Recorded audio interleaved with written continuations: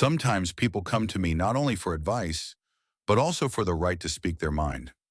Recently, a man came into the parish. He looked as if his world had collapsed before his eyes. Sitting down opposite me, he was silent for a long time, and then he spoke. His words were full of bitterness that had accumulated in his heart over many years. Today, I want to share his story with you. It is a story that reminds us how fragile human relationships can be. Here are his words. My name is Harlan Wilmer. I am 68 years old and I live alone in a small house on Elm Street in Columbus, Nebraska. I worked as a railroad mechanic for 37 years until I retired 5 years ago. My wife Evelyn died 3 years ago, and since then, the house has seemed too big and too quiet. I have a daughter, Cordelia, who is 32 years old and works as a saleswoman in a clothing store downtown. She is married to Barclay Crane, who sometimes moonlights as a taxi driver when he feels like it. They live in a rented apartment on the other side of town.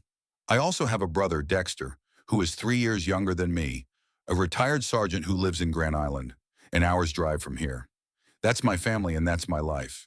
Quiet, measured, but sometimes lonely. That morning I woke up early as usual.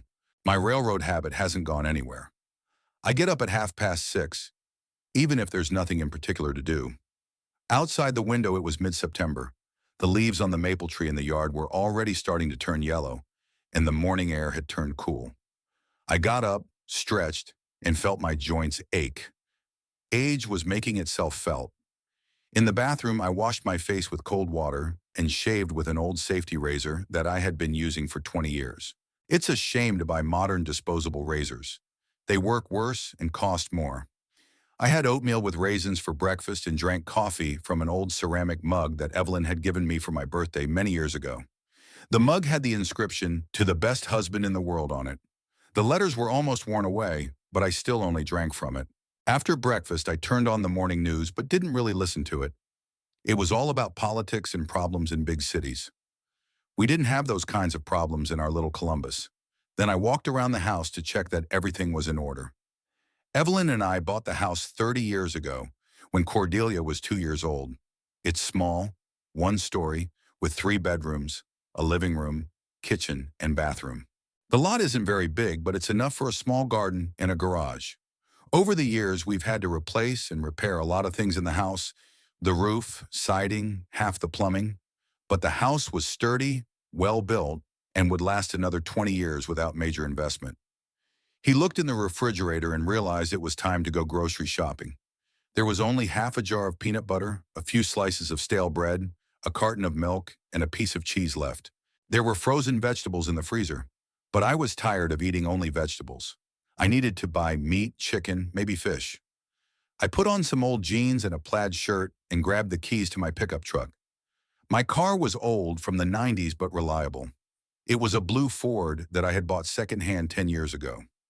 During that time, the mileage hadn't increased much. I mainly drove around town, sometimes to visit my brother in Grand Island. The engine ran smoothly, the transmission didn't malfunction, only the paint was chipped in places and one bumper was dented. I hit a pole in the parking lot in winter. The Family Mart store was a 10-minute drive from my house in the city center. The building is modern, built about 5 years ago when the old store was demolished. Inside, everything is shiny and bright, and the air conditioners work even in the fall. I like the old store better. It was cozier. The clerks knew all the customers by name, and you could chat about the weather or the latest news. The new store is staffed mainly by young girls who stare at their phones and barely say hello. I took a basket at the entrance and followed my usual route. First, dairy products. I bought a liter of milk, a pack of butter, a dozen eggs, and a large block of cheese. Then I headed to the meat department. Behind the counter stood Dave Morgan, a man in his 50s who had been a butcher for many years. We knew each other. His father also worked on the railroad.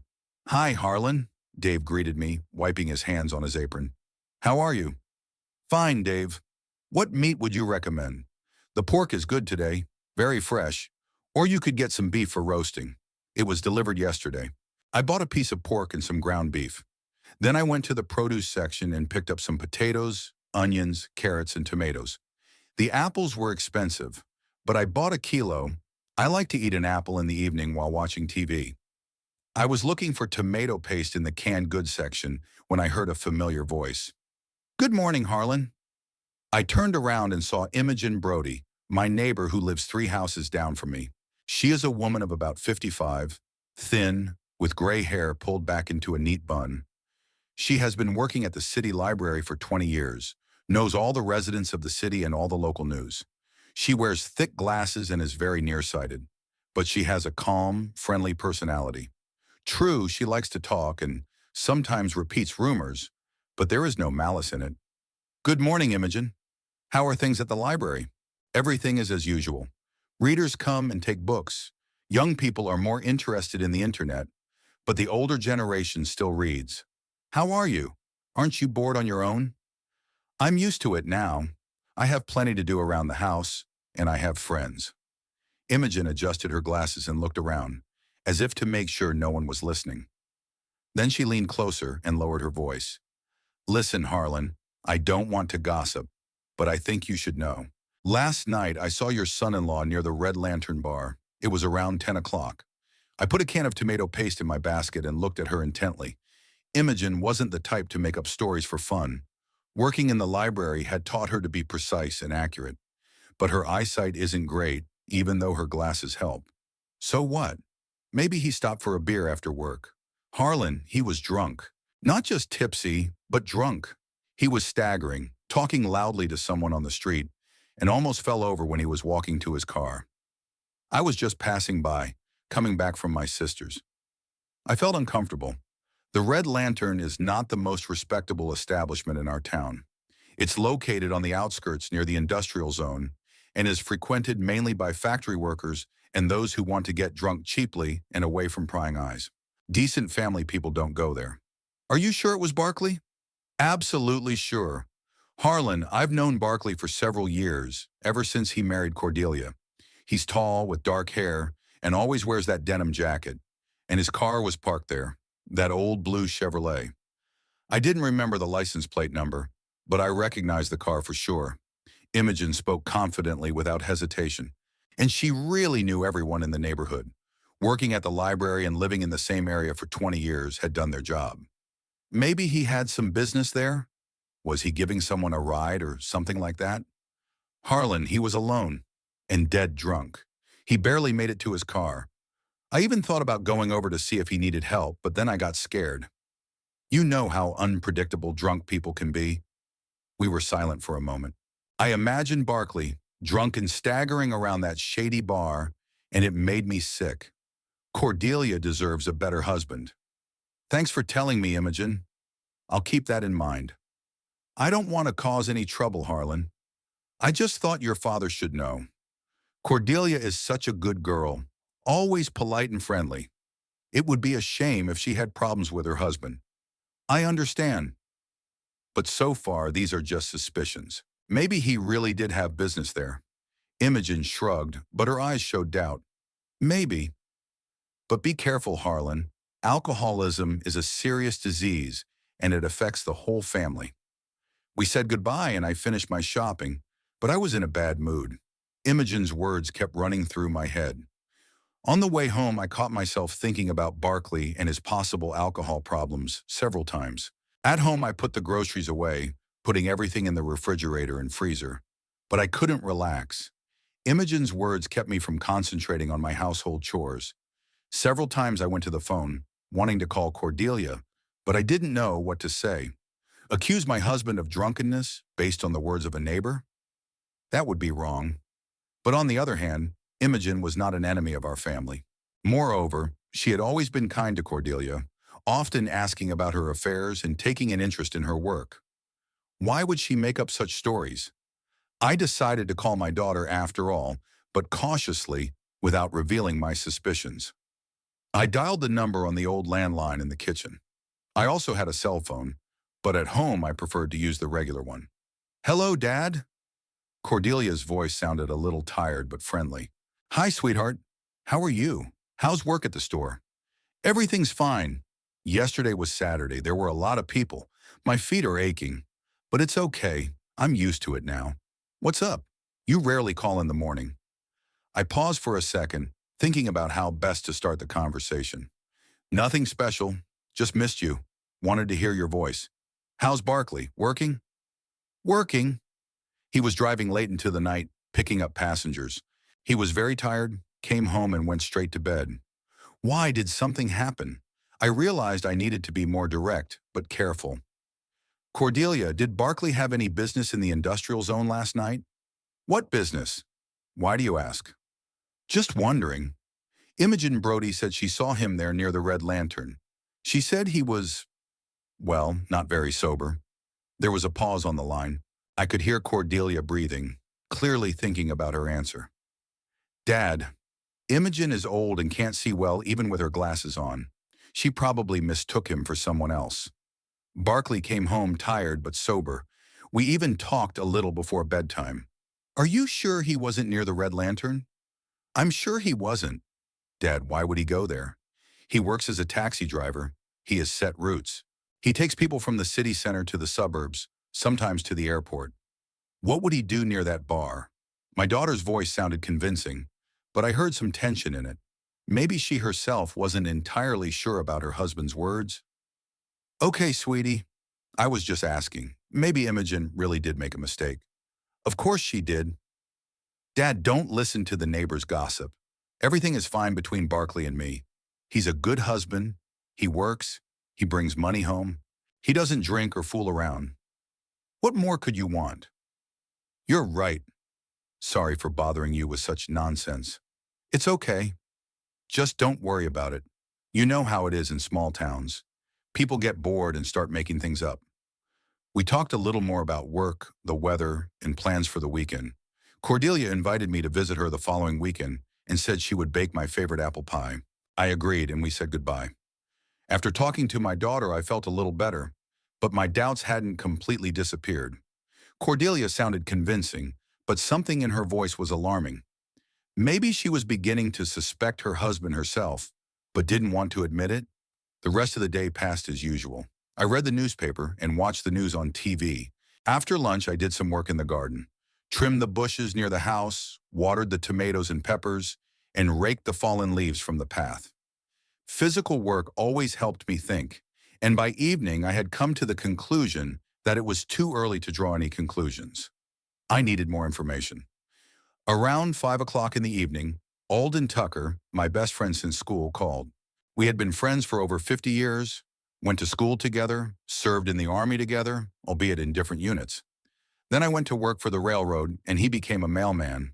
Alden was 2 years older than me and had turned 70 this year, but he looked younger than his age. Harlan, are you going to the football game today? He asked, as always, without preamble. Our school team is playing the Shelby team. They say they've got some strong players. Alden was an avid fan of the local school team. He had been widowed 10 years ago and had no children, so we spent most of our free time together. We went to school football games, played checkers in his garage, and sometimes went fishing on the lake outside of town. In the winter, we watched hockey on TV and argued about which team was better. Of course I'll go. What time does the game start? At 7 in the evening. Shall we meet at the stadium at 6:30? Buy some popcorn and I'll bring a thermos of coffee and sandwiches, I agreed, and after dinner drove to the school stadium. There was still half an hour before the game started, but I didn't want to be late. The parking lot near the stadium was already half full. Pickups, cars, a few motorcycles. In our town, school football was one of the main entertainments in the fall. Alden was already waiting for me at the stadium entrance. He was wearing his favorite plaid jacket and a baseball cap with the local team's logo. He was holding a large thermos and a bag of food. Just like always, he said when I approached. Not a minute early, not a minute late. We bought tickets for $5 each and went to the stands. We chose seats in the middle, not too high and not too low. From here, we had a good view of the entire field and could hear the coach's commands. There was a large crowd of about 300 people, maybe more. Most of them were the players' parents, grandparents, and a few young couples. There was also a group of high school students who came to support their classmates. The atmosphere was festive, and everyone was looking forward to a good game. The teams took the field to the applause of the stands. Our guys looked confident.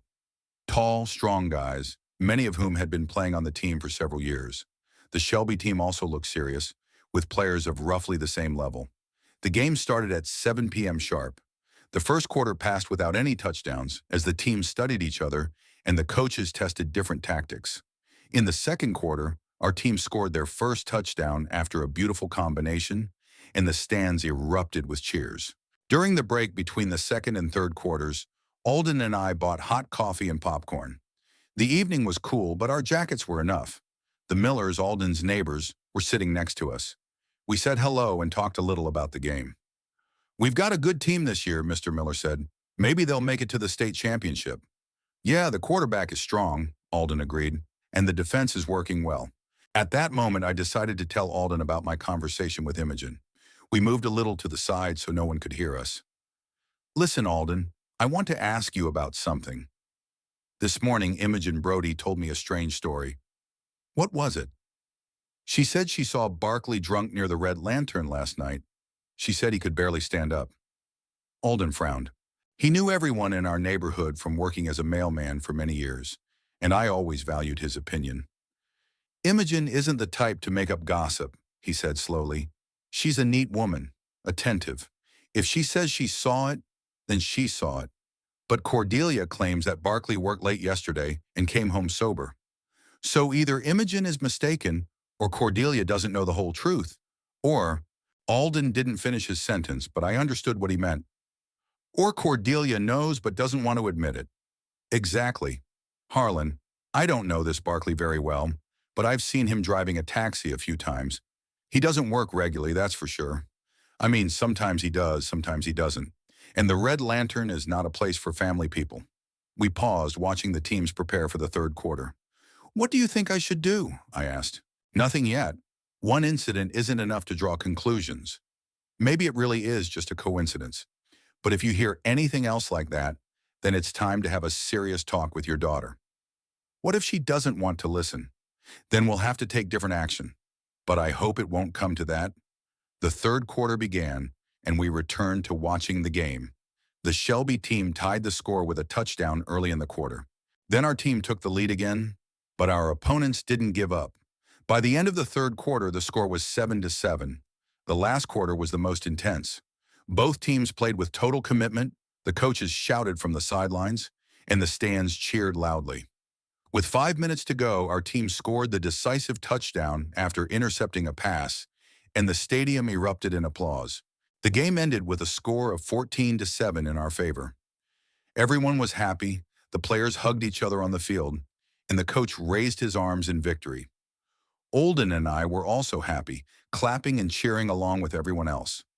After the game, people stayed for another half hour. Everyone discussed the best moments, praised the players, and made plans for the next games. Alden and I stood in the parking lot and talked to other fans, teachers from the school, parents of players, retirees like us. "It was a great game," said Tom Anderson, the father of one of the players. "My son intercepted 2 passes." "Yes, the boy plays well," I agreed. "A promising defender." We talked a little more about football. Then Alden suggested we go to Macy's snack bar for coffee and a piece of pie. But I declined. I wanted to go home to my armchair and TV. It had been an eventful day, full of excitement, and I'm not young anymore. "See you tomorrow then," said Alden. "Maybe we can go to the lake and go fishing. We'll see how the weather is. If it doesn't rain, then why not?" At home, I made some tea with honey, turned on the evening news, and tried to relax in my favorite chair. But my thoughts kept returning to my conversation with Imogen and Alden's words. Could it be that Barkley really does have a drinking problem? And if so, what should I do about it? I always thought Cordelia could have found a better husband. Barkley is a nice guy, polite, not a bully, but he doesn't have any particular merits. He works as a taxi driver from time to time, has no ambitions, no plans for the future. They live in a rented apartment, don't have children yet, and can't save any money. My daughter is smart, beautiful, graduated from college, and could have a better life. But Cordelia loves him, and that's what matters, as I've always told myself. You can't buy love with money, and not everyone is lucky enough to find their soulmate. Evelyn and I were lucky. We lived together for almost 40 years and never had a serious argument. But that's not the case for everyone. As I went to bed, I decided to forget about the bar for now. Tomorrow is a new day, and maybe all my suspicions will turn out to be unfounded. Maybe Imogen really was mistaken, and Barkley just happened to be in the wrong place at the wrong time. That happens. But somewhere deep down, I felt that this was only the beginning. Something told me that the problems with my son-in-law were just starting. The next morning, I woke up earlier than usual. I had restless sleep, strange dreams about Cordelia and Barkley. I got up, washed, had breakfast, and decided to do some housework to distract myself from yesterday's thoughts. I started by cleaning the garage. I had been meaning to sort through the old stuff that had been piling up there for years. In the garage was my pickup truck, several boxes of tools, an old lawnmower, and a pile of junk. Boxes of Christmas decorations that Evelyn bought every year, old furniture that was a shame to throw away, Cordelia's bike that she rode to school. All these things reminded me of the past, of times when the house was full of life and laughter. I spent 2 hours sorting through the boxes, throwing away things that were definitely no longer useful. I found old photos, Cordelia in kindergarten, our family on a picnic, Evelyn in her favorite blue dress. I leafed through the photos and thought about how quickly time passes and how much has changed. Around 11 in the morning, the phone rang. I wiped my hands on a rag and went into the house to answer it. Hello? Harlan, it's Dexter. How's it going, brother? Dexter's voice always sounded confident and firm. Military service had left its mark on his character. He was used to speaking clearly and to the point. After being discharged, he worked as a security guard at a factory, then retired and now lived alone in a small house in Grand Island. Hi, Dexter. Everything's fine. Business as usual. How are you? Everything's fine, too. It's been a while since we've seen each other. I was thinking of visiting you over the weekend. Maybe we could go fishing together, like in the old days. Dexter was 3 years younger than me, but he looked older. Military service, then working as a security guard, all of this had taken its toll on his health. But his character remained strong, and I always knew I could rely on him. Sure, come on over. It'll be great to see you. Great. How's Cordelia? How are the young ones doing? I paused for a second, not knowing whether to tell Dexter about yesterday's incident with Imogen. Everything seems fine. They're working, living their lives. And her husband? Barkley, I think? Yes, Barkley. He works as a taxi driver. I heard a note of caution in Dexter's voice. Harlan, are you sure he's okay? I don't like that guy. The last time I saw him, he seemed unreliable. Wow, why do you think that? I don't know. Intuition, I guess. His eyes dart around, his hands shake. And anyway, what kind of man works from time to time? A normal man should have a steady job. A plan for the future. I thought about Imogen's words and decided to tell my brother after all. Dexter, can you come over today? I want to talk to you about something. What's wrong? Nothing, probably nothing. But I'll tell you when I see you. Okay, I'll leave in an hour. I'll be at your place by lunchtime. After talking to Dexter, I felt calmer somehow. My brother always had a good understanding of people, and I valued his opinion. If Barkley really had problems, Dexter would help me figure out what to do. I made dinner, fried pork with potatoes and made a tomato salad. Dexter liked simple, hearty food. When we were young, we often cooked together when our parents went to visit relatives and left us at home. At 12:30, I heard the sound of an engine in the yard. I looked out the window and saw Dexter's old black pickup truck. My brother got out of the car, straightened up, and walked toward the house. He was wearing jeans and a plaid shirt, with a baseball cap on his head. He looked the same as always, fit and military-like. Hi, Harlan, he said, climbing the porch steps. Hi, brother.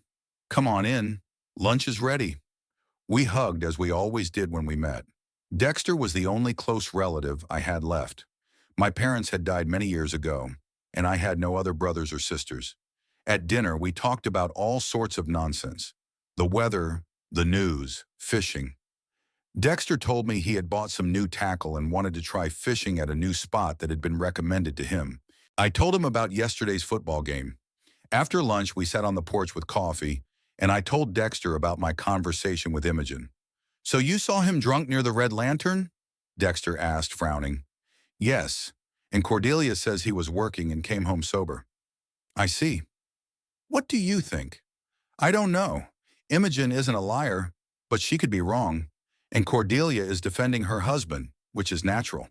Dexter paused, looking out at the street. Harlan, I'll be honest with you. I didn't like this Barkley guy from the start. When Cordelia brought him over to meet us, I knew right away he wasn't our kind of person. Why? He has this uncertain look in his eyes. And his hands shake, did you notice? Plus, he's always lying about little things. He exaggerates his work achievements and talks about unrealistic plans. I recalled several encounters with Barkley and realized that Dexter was right. My son-in-law did often embellish his achievements and make unrealistic plans. But Cordelia loves him. Love is good, but it shouldn't be blind. If the guy has a drinking problem, it's serious, and sooner or later, it will affect my daughter. At that moment, an old blue car drove into the yard and stopped near the house. I recognized Barkley's Chevrolet. Speak of the devil, Dexter muttered. Cordelia and Barkley got out of the car. Both had grim expressions on their faces and were carrying bags and packages. Cordelia looked upset, and Barkley looked sullen and angry. Dad, Cordelia said as she climbed the porch steps, can we talk? Of course, sweetheart. Come on in. Hi, Barkley. Barkley nodded in response but said nothing. He looked unkempt, stubble on his face, wrinkled clothes, red eyes, and he smelled bad, a mixture of sweat, tobacco, and something else. We went into the house and sat down in the living room. Cordelia looked as if she were about to cry. What happened? I asked. Dad, we've been evicted from our apartment, Cordelia said in a quiet voice. The landlord said we have to move out by tomorrow morning. Why? Cordelia looked at Barkley, but he remained silent and stared at the floor. We owe 3 months' rent. We couldn't pay because Barkley didn't have much work. I looked at my son-in-law, but he still avoided my gaze. Have you found a new place to live? Not yet. We were wondering if we could stay with you for a few days until we find something. I knew I couldn't refuse my daughter, but at the same time, I felt like I was getting myself into something unpleasant. Of course you can stay. Cordelia's room is free, and I'll make up the sofa in the living room for Barkley. Thanks, Dad. We'll find something quickly. We won't be a bother for long. Barkley finally looked up at me. Thanks, he said briefly. His voice was hoarse and unpleasant. Dexter had been silent the whole time, but I could see that he was watching Barkley closely. It was a military habit, studying people, understanding their intentions. Okay, let's bring in your thing, what I said. We'll help you get settled in. We took several bags and boxes out of the car. There weren't many things, but they all looked cheap and worn. Cordelia took her things to the old room, and I put Barkley's bags in the living room. In the evening, Dexter left for home, promising to come back in a few days. Keep a close eye on them, he said to me as he left. And if anything's wrong, call me right away. After dinner, Cordelia went to bed, tired after the move. Barkley sat down in the kitchen and took a bottle of cheap whiskey out of his bag. Do you mind if I have a drink? He asked. It's been a tough day. I couldn't forbid a grown man from drinking in my house, even though I didn't approve of it.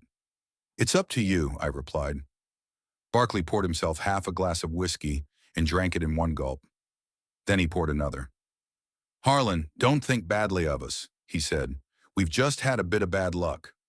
There's not much work, and we're out of money. It happens. I understand. The main thing is to get back on your feet. We will. We definitely will. I have plans, but I didn't hear any confidence in his voice. Half an hour later, he finished the bottle and went to bed, barely able to stand. The next day, the same thing happened. In the afternoon, Barkley drove off somewhere in his car, saying he was looking for a job or a new place to live. Cordelia went to work at the store, and in the evening, they sat in the kitchen again and drank. On the first evening, it was whiskey. On the second, cheap vodka. They both drank, although Cordelia less. But by 9 o'clock in the evening, they were both noticeably drunk. Dad, don't worry, Cordelia said when I looked into the kitchen. We're just relaxing a little, relieving stress. But I could see that it wasn't just relaxation. They drank quickly, greedily, as if they were escaping from something. And they talked louder and louder, laughing for no reason. On the third day, the situation got even worse. Barkley came home around 6 in the evening, already tipsy. Apparently, he had stopped at a bar somewhere along the way. How's work going? I asked him. Everything's fine, he replied, but his speech was already slurred. I'll definitely get a job tomorrow. They promised, but I didn't believe a word he said. In the evening, they were drinking in the kitchen again, and their voices were getting louder and louder. I was sitting in the living room watching TV, but I couldn't concentrate on the program. I could hear their drunken conversations, laughter, and sometimes swearing. Around 10 o'clock in the evening, the phone rang. It was my neighbor, Imogen. "Harlan, sorry to call so late," she said, "but is something going on over there?" The music is loud and I can hear voices. I realized that the neighbors were starting to complain, and that was bad. "I'm sorry, Imogen. My daughter and her husband are visiting. I'll ask them to keep it down." "Okay, I have to get up early for work tomorrow, and I want to get some sleep." I went to the kitchen and asked Cordelia and Barkley to keep it down. "Sure, Dad," Cordelia said. "We didn't mean to disturb you." But half an hour later, the noise started again. They turned on the radio and started dancing in the kitchen, laughing loudly and singing along. I went to bed with a heavy heart. I knew the situation was getting out of control, but I didn't know what to do. I couldn't kick my daughter out, but it was getting harder and harder to put up with this behavior. On the fourth day, things got even worse. In the morning, I found empty bottles and leftover food on the kitchen table. The sink was full of dirty dishes, and cigarette butts were scattered on the floor. The house looked like a drug den. Cordelia left for work early without eating breakfast. She looked terrible, pale with red eyes and trembling hands. Barkley woke up only at lunchtime, drank coffee, and drove off somewhere again. I cleaned the kitchen, washed the dishes, and aired out the house. But the smell of alcohol and tobacco had seeped into the walls, and it was difficult to get rid of. In the evening, history repeated itself. Barkley came back drunk, and Cordelia also drank after work. They sat in the kitchen again, drinking and talking loudly. I knew that this couldn't go on. The house was turning into a den of iniquity. The neighbors were starting to complain, and my daughter was drinking herself to death before my eyes. Something had to be done, but I didn't know what. I decided to call Dexter tomorrow morning and ask for advice. My brother is in the military. He knows how to deal with difficult situations. In the meantime, I had to be patient and hope that the situation would somehow resolve itself. But deep down, I knew that this was only the beginning and that even bigger problems lay ahead. Another week passed, and the situation at home was getting worse. Cordelia and Barkley continued to drink every night, turning my kitchen into some kind of tavern. In the mornings, I would find empty bottles, cigarette butts, and leftover food. My daughter went to work sporadically, was often late, and Barkley stopped even pretending to look for a job. The neighbors began to complain more and more often. Not only Imogen called, but also the Millers, who lived across the street, and old Mr. Hale from the house opposite. They all said the same thing. It was too noisy in the evenings.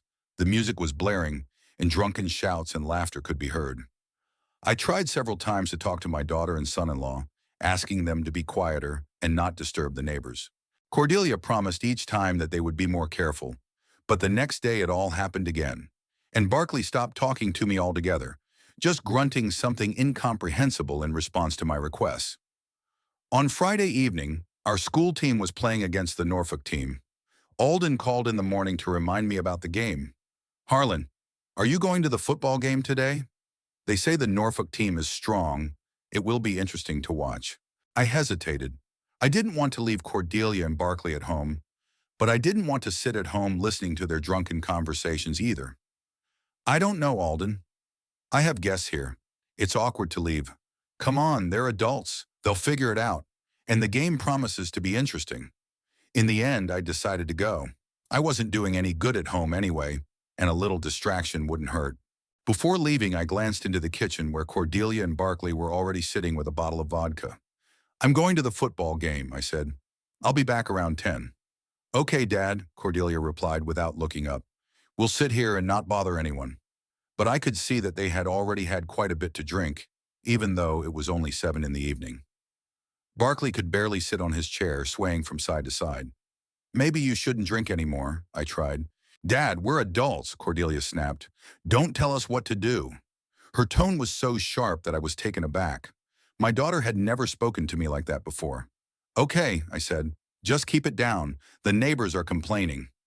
Barkley raised his head and looked at me with cloudy eyes. "Let the neighbors mind their own business," he muttered. "It's none of their business what we do." I realized it was useless to argue and left for the stadium with a heavy heart. The game was really interesting. The teams were evenly matched, and the score changed several times. In the end, our team won by a narrow margin, 21-17. Alden was thrilled, and we discussed the best moments of the game at length. After the game, as usual, we went to Maisie's snack bar for coffee. There we met a few more acquaintances and talked about the game and the team's plans for the season. Time flew by, and I didn't get home until around 10:30. As I was approaching the house, I realized that something was wrong. There were several unfamiliar cars in the yard, an old red Honda, a beat-up black pickup truck, and some other wreck with one bumper missing. Loud music was coming from the house, and I could hear drunken voices and laughter. I parked and walked to the house. Empty beer cans, cigarette butts, and some trash were scattered on the porch. The front door was wide open, even though it was a cool evening. When I entered the house, I saw a scene that made my eyes darken. There were 8 or 10 people I didn't know sitting in the living room and kitchen. They were all drunk as skunks. There were bottles of vodka, whiskey, and beer on the table. The floor was littered with cigarette butts, empty cans, and food scraps. Cordelia was sitting on the sofa hugging some unfamiliar woman, both of them giggling and humming something. Barkley was standing in the middle of the room with a bottle in his hand, telling some story and gesturing with his arms. The other guests were sprawled out on chairs and on the floor. The music was so loud that they didn't notice me right away. Only when I turned off the player did everyone turn in my direction. "Oh, look, Daddy's home," Barkley yelled and laughed. "Harlan, meet my friends." He pointed to the group, and everyone laughed as if he had said something very funny. "What's going on here, Manu?" I asked, and trying to sound calm. "A party, Dad," Cordelia said, hiccuping. "We invited some friends." "Meet them." The friends looked the part, men in their 30s and 40s, unshaven in dirty clothes. The women were younger, but just as unkempt. All of them clearly from local bars and dive joints. "Cordelia, I need to talk to you," I said. "Later, Dad." "We have guests, you see." One of the men, a burly guy with tattoos on his arms, got up from his chair and approached me. "Are you the owner of this house?" he asked, staggering. "Yes." "Then don't disturb people's rest. Go to your room." I was struck by this guy's audacity. In my own house, some drunk bum was telling me what to do. "This is my house," I said firmly, "and I demand that you all leave immediately." The guy with the tattoos laughed. "Did you hear that, guys? The old man is kicking us out." The whole group burst out laughing. Barkley staggered over to me. "Harlan, don't be a killjoy. Go to your bedroom, and we'll hang out here a little longer." "Get your friends out of here right now," I said, "or I'll call the police." Barkley's face darkened. "The police? Who are you to threaten us? This is our house now, too." "Barkley's right, Dad," Cordelia interjected. "We live here. We have the right to invite friends over." I couldn't believe my daughter was saying such things. Alcohol had completely changed her. "Cordelia, come to your senses. You can see what's going on." "Nothing's going on.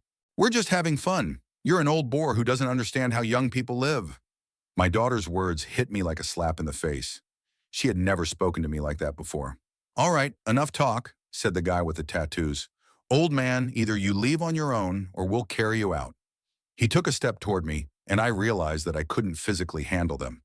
This guy was half my age and twice as strong. "Okay," I said, "but I'm still calling the police." "Go ahead," Barkley laughed. "Just don't forget to tell them that your daughter doesn't listen to you." I went to my bedroom, but I wasn't going to give up. I locked the door and sat by the window, thinking about what to do. Call the police? But what would I tell them? That my daughter had brought friends home? The music blared at full volume again. I could hear drunken shouts, laughter, and the sound of breaking glass. One of the guests must have broken something in the kitchen. Around midnight, the doorbell rang. I heard someone from the group go to answer it. "Good evening," Imogen's familiar voice rang out. "Can I speak to the owner of the house?" "Who's asking?" A man's voice replied rudely. "I'm a neighbor. I need to talk to Mr. Wilmer. Grandpa's sleeping. Don't bother him." "But you're being very loud." "It's late. People can't sleep." I wanted to go out and talk to Imogen, but the door was locked from the outside. Apparently, someone from the group had turned the key when I went to the bedroom. "Listen, lady," I heard Barkley's voice. "Go home and mind your own business." "I demand that you turn it down immediately," Imogen said more firmly, "or I'll call the police." "Oh, she'll call the police," someone in the group yelled. "Guys, the lady wants to turn us into the police." I heard drunken voices, noise, and the sound of a struggle. Imogen was shouting something, asking them to let her go. "Don't touch me! Let me go! Help!" I rushed to the door, trying to open it, but it wouldn't budge. Someone had definitely locked me out. "Hey!" I yelled, banging on the door. "Leave my neighbor alone!" But no one heard me. The music was blaring, the group was making noise, and Imogen's screams were getting weaker. A few minutes later, I heard the door slam and footsteps in the yard. I looked out the window and saw several people from the group dragging Imogen to the garage. The poor woman tried to resist, but the odds were stacked against her. "No, let me go home," she screamed. But the drunken group just laughed. They opened the garage door, pushed Imogen inside, and locked her in. "You'll stay here until you wise up," Barkley yelled. "Learn not to stick your nose in other people's business." I was furious. How dare they treat an elderly woman like that? I tried to break the bedroom window to get out, but the frame was old and sturdy, and I didn't have anything heavy at hand. The group returned to the house and continued drinking. The music blared again, and drunken songs could be heard. From the garage came the muffled cries of Imogen, begging to be let out. Around 1 o'clock in the morning, the noise in the house grew even louder. Someone suggested going for a drive, and everyone liked the idea. "Let's have a race," Barkley yelled. "Right down the street." "Great idea," someone agreed. "Whoever gets to the intersection first." I heard car doors slamming and engines starting. I looked out the window and saw a nightmare. 4 cars were lined up on the road. Drunk idiots were sitting behind the wheel, ready to race right down a residential street. "On your marks! Get set! Go!" someone yelled. The cars took off with a screech of tires. An old Honda immediately pulled ahead, followed by a black pickup truck, then the rest. They raced down the narrow street at breakneck speed, not thinking about the possibility of hitting someone or crashing into a house. On a turn, the Honda lost control. The car skidded, flew off the road, and crashed into Mr. Hale's fence at full speed. There was a crash of braking boards and the sound of broken glass. The other cars also braked, but it was too late. The pickup truck drove into the flower bed opposite. The third car crashed into a pole, and the fourth stopped in the middle of the road with a dented fender. Drunk drivers and passengers climbed out of the wrecked cars. Everyone laughed as if something funny had happened, not a real disaster. "Did you see me flying?" yelled the Honda driver, covered in blood from his broken face. "Like a real race car driver." Mr. Hale's fence was completely demolished. His beautiful wooden fence, which he had been building all summer, was reduced to a pile of splinters and debris. The flower beds were trampled, the lawn was rutted. I knew it was a disaster. The neighbors would definitely call the police. There would be a scandal, possibly lawsuits, and my daughter and her husband were at the center of all this mess. The group continued to have fun in the yard for a while, discussing the race and the accidents. Then, apparently, they realized it was time to leave. Those whose cars were still running quickly gathered their things and drove away. The rest left on foot, leaving their wrecked cars right on the street. By 3 in the morning, everything had finally quieted down. Cordelia and Barkley had also apparently passed out from drinking. I tried opening the bedroom door again, and this time it gave way. The first thing I did was go to the garage to free Imogen. The poor woman was sitting in the corner on an old chair, shivering from cold and fear. "Imogen, it's okay. It's me, Harlan," I said, opening the door. "Harlan," she sobbed. "They locked me in here. Those drunken beasts." I helped her out of the garage and walked her to the house. Imogen was in shock, but physically unharmed. "I'm sorry," I said. "I couldn't do anything. They locked me up too." "Harlan, what's going on with your daughter?" she asked. "This isn't the Cordelia I know." "I don't know," I replied honestly. "Alcohol has changed her beyond recognition." Imogen went home, and I returned to my place and collapsed into an armchair. The house was trashed, the yard littered with trash, the street vandalized, and in the living room, my daughter and her husband were sleeping as if nothing had happened. I knew it was over. I couldn't and wouldn't put up with this anymore. Tomorrow morning, I would call Dexter and ask for help. It was time to take decisive action before things got even worse.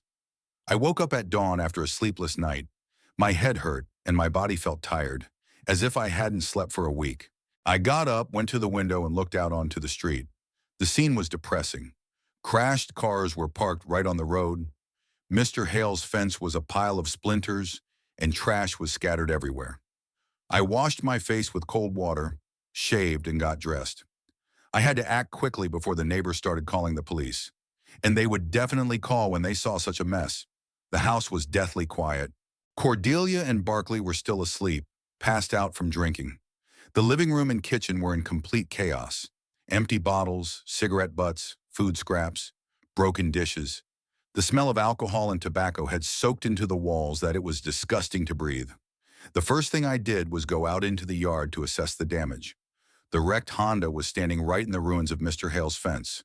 The windshield was shattered, the hood was dented, and fluid was leaking from the radiator.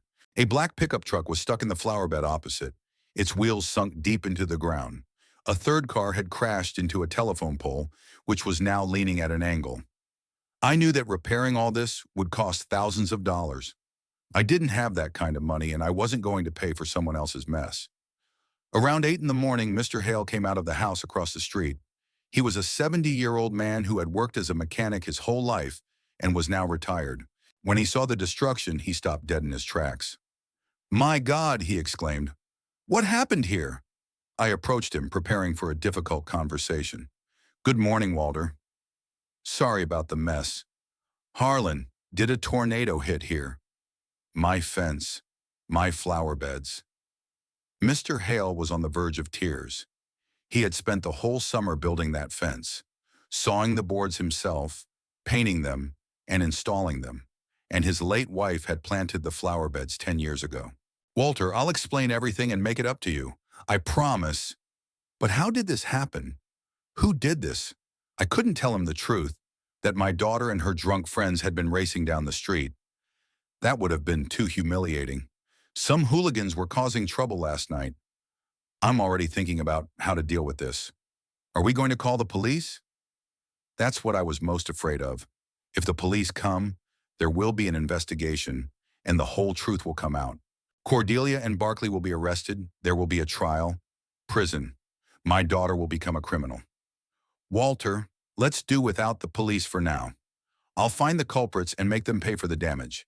And if nothing changes by Monday, then you can go wherever you want." Mr. Hale shook his head but agreed. "All right, Harlan. I'll give you until Monday, but if there are no results by then, I'm calling the sheriff." Half an hour later, Imogen came out of the house. She looked terrible, pale with red eyes and rumpled clothes. When she saw me, she came closer. "Harlan, how are you? Are you okay?" "Yes, I'm fine." "How are you? Are you hurt?" "Not physically, but I'm still in shock. How could they do that? Lock an elderly woman in the garage." I was ashamed to look her in the eye. Imogen had always been a kind neighbor, helping when needed, never hurting anyone. And now this abuse. "Imogen, I'm sorry. I couldn't help you. They locked me in the bedroom too." "I understand, but what should I do now? Call the police?" "Please don't. Give me time to sort this out. I promise the culprits will be punished." Imogen looked at the mess in the yard and shook her head. "Harlan, your daughter did this. Do you understand?" "I understand. And I'll take care of it. Fine. But if something like this happens again, I'll definitely go to the authorities. I can't live in fear in my own home." Imogen left, and I stood there amid the destruction, thinking about what to do next. I needed to talk to the other neighbors, convince them not to call the police, buy some time. Next, the Millers came out of the house across the street. Jim and Barbara Miller, both retired, were calm, decent people. Seeing the wrecked cars and the destruction, they stopped in shock. "Harlan," Jim called out, "what happened here?" I walked over to them and repeated the same story about the hooligans. The Millers listened with disbelief. "Hooligans?" Barbara asked. "Where did they come from?" "This is a quiet neighborhood. They probably came from downtown. You know how young people like to cause trouble." "Did you see them?" Jim asked. "No, I was asleep." I woke up in the morning and saw all this mess. Jim went to inspect the wrecked cars, and Barbara leaned over to me and lowered her voice. "Harlan, could this have something to do with your guests? You had a very loud party last night. I realized that my neighbors weren't stupid and had guessed the connection between last night's drinking and the nighttime destruction. Barbara, I give you my word that everything will be settled by Monday. Those responsible will pay for the damage and won't bother anyone else. And if they don't, then you can go to the police yourself. I won't object. Barbara looked me intently in the eyes and nodded. All right, we'll wait until Monday. By 10 o'clock in the morning, I had visited all the neighbors on the street and reached an agreement with each of them. Everyone agreed to wait until Monday, but warned that this was their last chance. If the situation did not change by then, they would collectively contact the sheriff. When I returned home, I saw that Cordelia was already awake and sitting in the kitchen with a cup of coffee. She looked terrible, pale with bags under her eyes, her hands shaking. She had a bad hangover. "Good morning, Dad," she said hoarsely. "Good? After what happened here?" Cordelia looked around as if noticing the mess in the kitchen for the first time. "What's the big deal?" "It was just a party." "A party?" "Cordelia, your friends locked the neighbor in the garage. They raced down the street. They broke someone's fence." "I don't remember that," she muttered. "You're probably exaggerating." I couldn't believe my daughter was saying such things.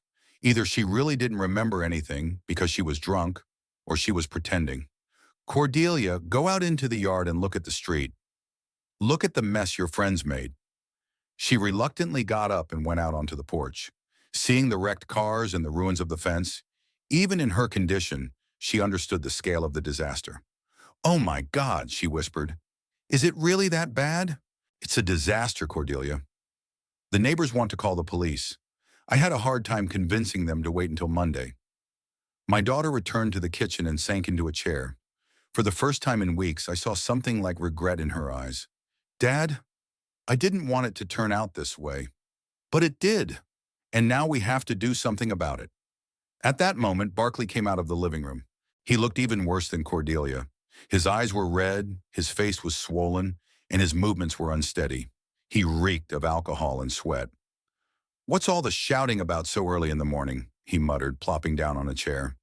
"Your friends trashed the whole street," I said. "Now the neighbors are demanding compensation for the damage?" Barkley shrugged. "Not our problem. Let them sort it out themselves." This dismissive attitude finally pushed me over the edge. "How is it not your problem? You brought these animals here." "Hey, watch your language," Barkley snapped.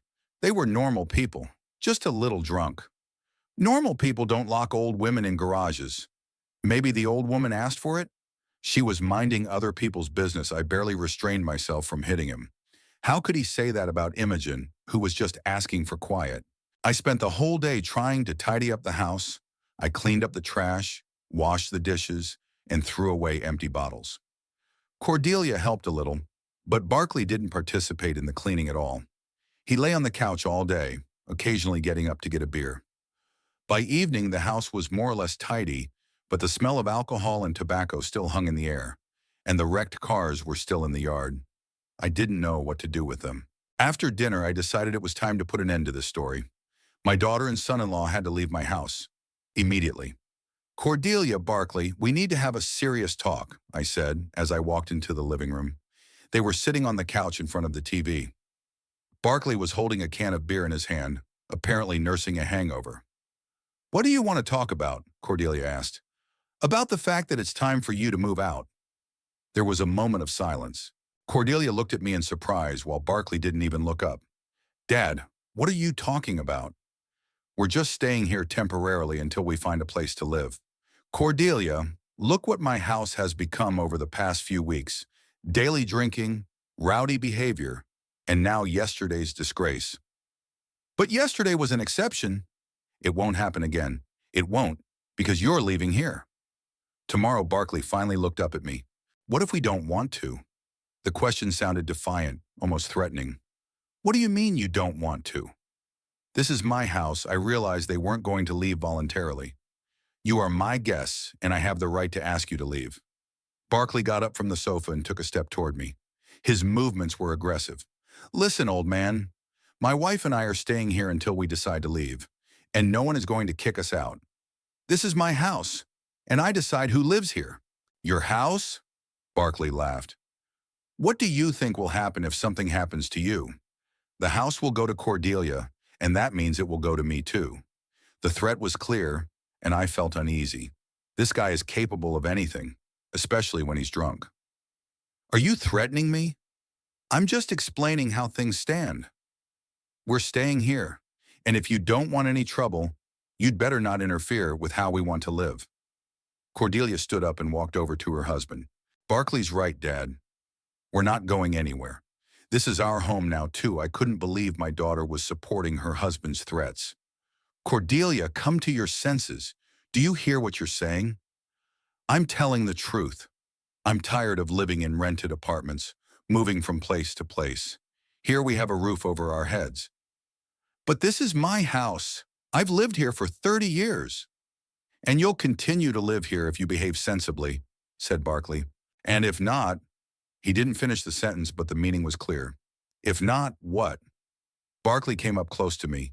He was a head taller and much stronger. If not, you might have an accident. Old people often fall, hit their heads, break bones, especially when they drink a lot. I don't drink. Not yet.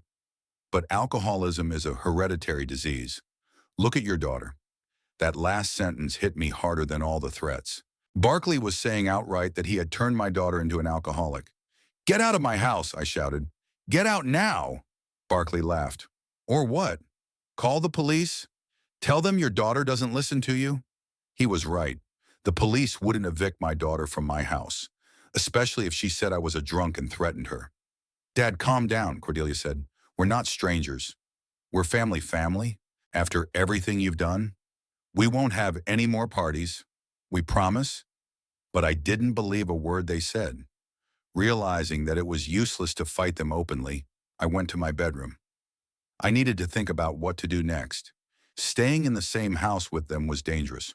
Barkley was clearly ready to use force, and Cordelia supported him. Around 10 o'clock in the evening, I decided to call Dexter. My brother needed to know about the situation. Maybe he could advise me on how to proceed. I dialed Dexter's number on the home phone. Hello, a familiar voice answered. Dexter, it's Harlan. Can you talk? Sure. What's going on? You sound strange. Dexter, I need your help. Serious help. What happened? I told my brother the whole story from the beginning. About how Cordelia and Barkley moved in with me, about the daily drinking, about yesterday's disaster with the drunk company, about Barkley's threats. Dexter listened silently, only occasionally asking clarifying questions.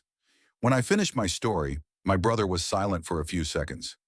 Harlan, this is a serious situation. This Barkley is dangerous. I understand. But what can we do? They don't want to leave voluntarily, and no one can force them out. By law, a daughter has the right to live in her father's house. So, I'm just supposed to put up with their misbehavior? No, there's another way.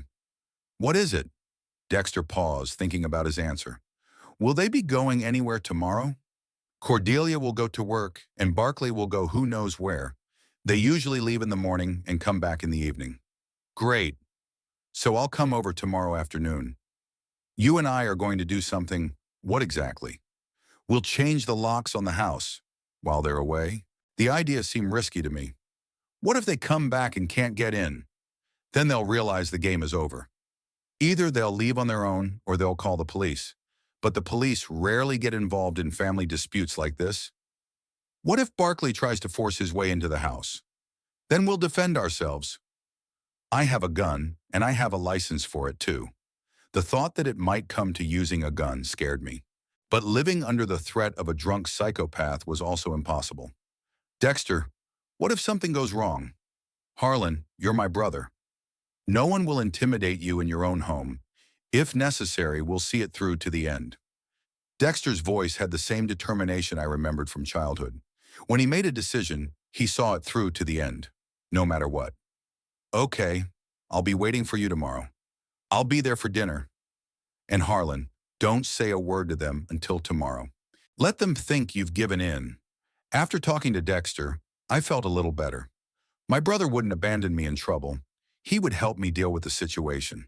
Maybe tomorrow it would all be over, and I would be able to live peacefully in my home again. But deep down, I knew it wouldn't be easy. Barkley wasn't the type to give up without a fight, and I didn't even want to imagine what he might do when he realized he was being kicked out. I woke up in the morning with a heavy feeling in my chest. Today everything would be decided. Either Cordelia and Barkley would leave on their own, or they would have to be kicked out by force.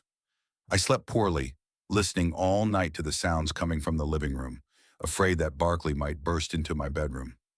I got up at 6:30, washed my face, and quietly went to the kitchen. Cordelia and Barkley were still asleep. They had finished the rest of the vodka yesterday and passed out quite late. The house was enveloped in an oppressive silence, broken only by the ticking of the old clock in the hallway.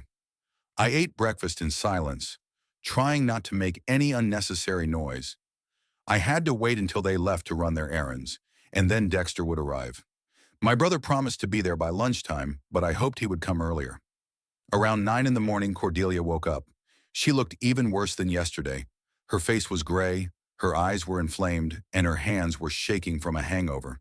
She sat down in the kitchen and drank her coffee in silence, without looking at me. "Good morning," I said. "Morning," she muttered in response. "Are you going to work today?" "Yes, I have to be there at 10. What about Barkley?" "I don't know. He said something about work, but I'm not sure." Cordelia finished her coffee and went to get ready. Soon she left the house without even saying goodbye. I watched through the window as she got on the bus and drove to the city center.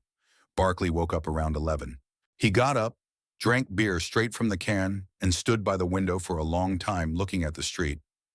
Then he came up to me. "Man, I need some money," he said without preamble. "What for?" "Gas. I want to drive around town and look for a job." I knew he wasn't going to look for a job. Most likely he would go to the Red Lantern or some other bar, but giving him money meant getting rid of him for a few hours. "How much do you need?" $20 will do." I gave him a 20 from my wallet. Barkley took the money without even saying thank you and left half an hour later in his beat-up car.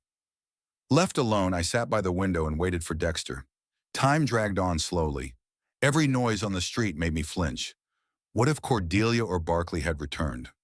At 11:30, a familiar black pickup truck pulled into the yard.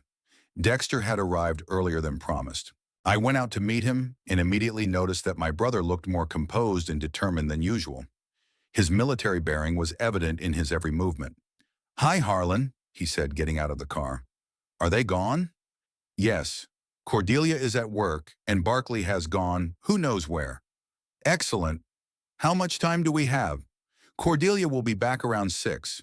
Barkley could show up at any moment, but he usually hangs around for a long time." Dexter walked to the back of the pickup truck and took out a large bag. From the way he carried it, I could tell there was something heavy inside. "What's in there?" I asked. "New locks and a few other things," my brother replied as he entered the house. In the living room, Dexter opened the bag. Inside were 2 new locks, screwdrivers, a drill, and a gun in a holster. "Dexter, why the gun?" "Just in case. If this Barkley guy tries to break into the house, we need to be ready." My brother took out the gun and checked the bullets. "Do you have a gun license?" "Of course I do. Everything is legal."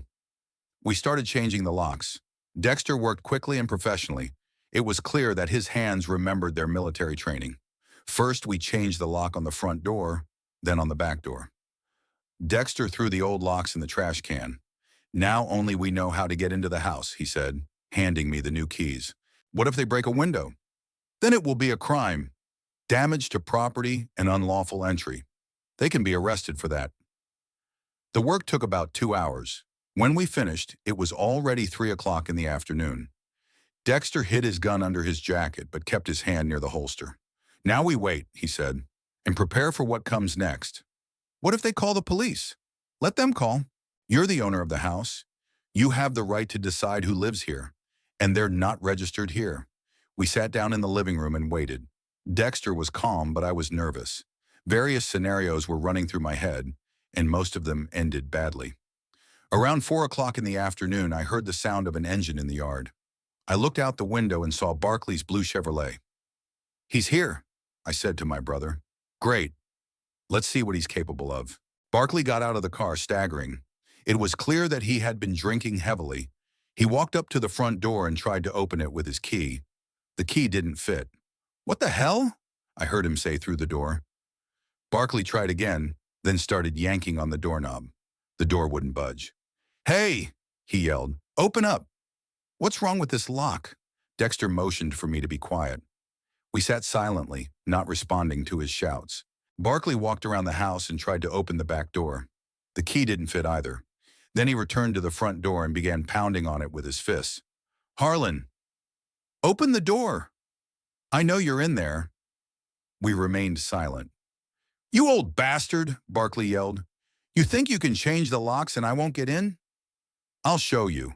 He stepped away from the door and kicked it. The door shook but held. "Quality locks," Dexter whispered. Barkley kicked the door a few more times, then ran to his car. He returned with a crowbar and began to break down the door. "That's enough," Dexter said, and got up from his chair. He walked up to the door and said loudly, "Barkley, stop breaking the door. Get off the property." "Who the hell are you?" Barkley yelled. "This is my house, too. This is my brother's house, and you don't live here anymore. Go to hell. I'm going to break this door down and show you both." The blows with the crowbar grew stronger. The door began to creak. Dexter took out his gun and released the safety catch. "Last warning," he shouted. "Stop breaking down the door and leave." "Go to hell, all of you," Barkley yelled and swung the crowbar at the door. The door cracked, and Barkley's hand appeared in the gap, trying to reach the lock from the inside. "That's enough," said Dexter. He opened the door with a sharp movement. Barkley, leaning against the door, fell forward and ended up inside the house. Seeing Dexter with a gun, he paused for a second. "Get out of here," Dexter said, pointing the gun at his brother-in-law. "Or what? You'll shoot me?" Barkley laughed. "You wouldn't dare." He swung the tire iron, aiming at Dexter. His brother took a step back. "Last time I'm telling you, get out." "Fuck you," Barkley yelled and lunged at Dexter with the tire iron. A shot rang out. Barkley screamed and fell to the floor, clutching his leg. Blood flowed from the wound. "You shot me," he yelled. "You shot me, you son of a bitch." "I warned you," Dexter said calmly, without lowering his gun. At that moment, Cordelia ran up to the house. She must have heard the shot and the screams. Seeing her bloodied husband on the floor, she rushed to him. "Barkley, what happened? Who shot you?" "Your father," Barkley shouted. "He hired a hitman." Cordelia turned to me with rage in her eyes. "Dad, what have you done? Are you crazy?" "Cordelia, he was breaking down the door with a crowbar. He was trying to attack us." "That's not true. He just wanted to come into the house." The daughter bent over her husband, trying to stop the bleeding. "We need to call an ambulance. He's bleeding to death." Dexter approached them and examined the wound. "The bullet went right through. No bone damage. He'll live." "How can you speak so calmly?" Cordelia shouted. "You maimed my husband." "Your husband attacked us with a weapon. It was self-defense." Cordelia stood up and came over to me. "Dad, how could you?" "That's Barkley, my husband." I looked at my daughter and realized I had lost her forever. Alcohol and that scoundrel had changed her completely. "Cordelia, he threatened me. He said something bad might happen to me. He was just nervous." Everyone gets nervous when they're kicked out of their home. My home, the one he turned into a den. It was our home, too. I couldn't take it anymore. Too much pain had built up over the past few weeks. Humiliation, threats, destruction, and now accusations of something I wasn't guilty of. I swung and slapped Cordelia, a sharp, hard slap that sent her flying to the side. "Enough," I shouted. "Enough of these lies. Enough of defending this scoundrel." Cordelia stood there holding her cheek, looking at me in horror. "You hit me," she whispered, "and I'll hit you again if you don't stop talking nonsense. That bastard turned you into an alcoholic. He turned my house into a den of iniquity, and you're still defending him. He's my husband. He's a criminal, and you're a criminal too for living with him." Barkley continued to moan on the floor, but the bleeding had slowed. Dexter took out his phone and called an ambulance. "The ambulance will be here in 10 minutes, he said. Cordelia sat down next to her husband again. "Hang in there, honey. The doctors will be here soon." Barkley looked at me with angry eyes. "You think this is over? I'm going to sue you for attempted murder." "Go ahead," Dexter replied calmly. "Explain to the judge why you broke down someone else's door with a crowbar." 10 minutes later, the ambulance arrived. The doctors examined the wound, applied a bandage, and loaded Barkley onto a stretcher. Cordelia wanted to go with him to the hospital. "Wait," I said to her. "I need to say something." My daughter stopped and turned to me. "Cordelia, you have to choose between me and him. If you go with him, don't ever come back here again." "What are you saying?" "What I think.